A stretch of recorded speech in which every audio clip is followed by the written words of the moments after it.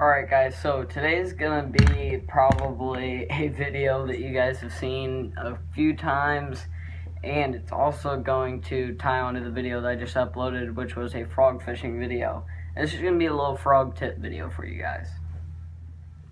Alright, so to start off first, we're gonna be talking about the rod, the reel, and your line. We're gonna start off with the line. The line that I have on this rod right here is 50-pound spiderweb braid.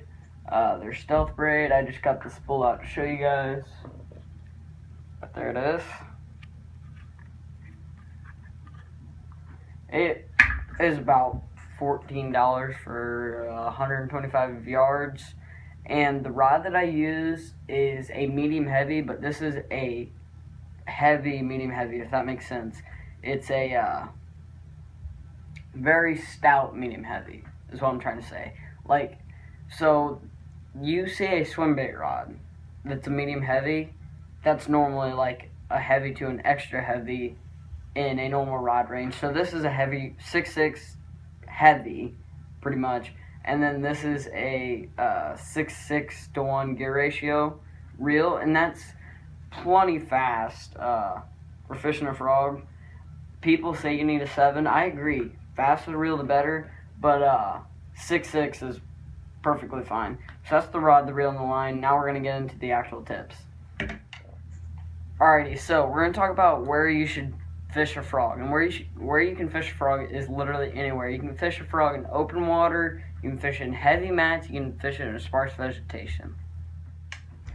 Okay, so I'd have to say probably my favorite place to fish a frog would have to be like not too thick cheese mat, but just like a nice thin layer where you can put a line in that cheese mat. That's what I like the best. I've fished open water multiple times. I've fished sparse vegetation. I've fished matted up hydrilla. I've fished it all, and that's got to be my favorite. But like I said, anything that I'm working, I like to work a line in. It just gives you better, in my head at least, in my thinking, it gives that fish a little bit better eye on what is actually going across. It's not just a wriggling piece of grass. They can kind of see an outline as it's going through that mat, because when you're working it, usually on a mat you can't walk it unless you're fishing like some really thin stuff. So it's just sitting there kind of skipping along, and that'll work a pretty good line if it's not super thick. I've fished it to where it's so thick that I can take my rod and push down on it and the mat won't break for quite a bit, for a lot of pressure. And that is so thick that it makes it hard to fish unless it's a little spread out.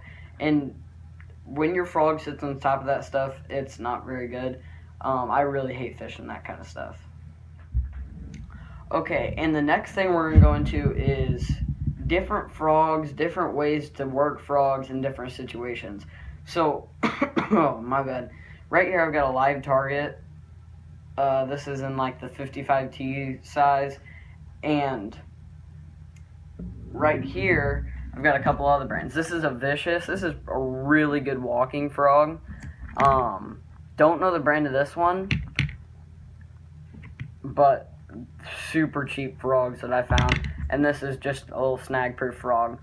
And open water, I like to walk it, so I'd probably go with this frog. A little bit heavier frog, like these two, that's when I'd fish it on more thicker mats. This is a pretty heavy frog. It's nice and wide, so then it cuts a little bit deeper hole in that mat. And then this is a small frog, so you're either going to want to fish this in like sparse vegetation would be pretty good with this, or just open water. That'd work really nice. Okay, so that's pretty much all I need to say. A couple little things that you can do, like trim your skirts different. This one's a little bit different, makes it walk a little bit better. This one's got rattles in it. In my opinion, that doesn't make a difference. But that's really been the video, guys. I hope you guys really enjoyed these tips. Well, I don't know if you really enjoyed it because I'm kind of boring, but go out, get yourself a medium something rod, whatever really don't overthink frog fishing like, oh, I have to get this, have to get that. You can frog with 15-pound monofilament. Never use fluorocarbon frogging. It sinks, it'll drag your frog underwater. 15-pound mono, you can go out there with 15-pound mono, a normal medium heavy rod, and a 6-2-1 reel and do just fine. But all this stuff will help you out. So, don't overthink things. Just go out there, have fun frog fishing. Stay tuned for the next video. We'll see ya.